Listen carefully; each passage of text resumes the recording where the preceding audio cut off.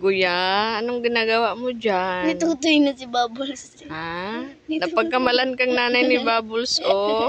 Og ni Pina. Wala ka namang didi. Lato-lato naman yan sa'yo. Wow! Uy!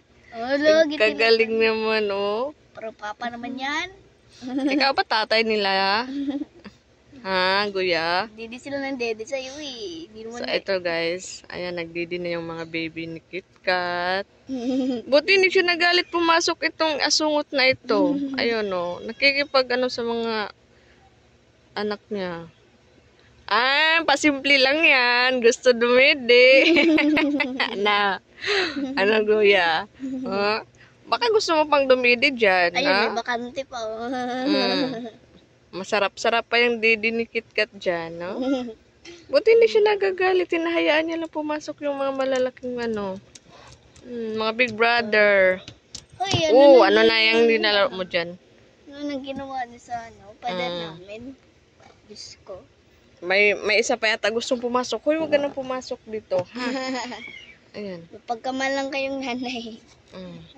Ano tanaw si Zoe, mama? Ito, may gusto yatang pumasok na isa, oh. Oy, wag ka nang pumasok, ha? Tignan mo si Zoe, yung mata. Titig na titig. Kulit mo, ano ba yan? Kita mo, babies nila.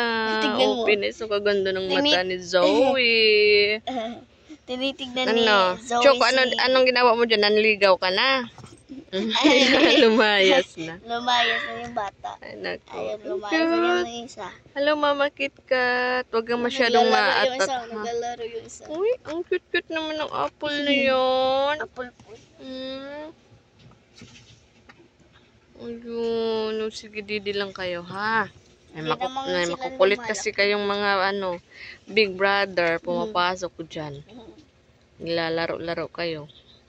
Kagwapo naman. Ay, nagkikit-kit. Naglalaro. 3 weeks old na sila, pero ang lilit pa.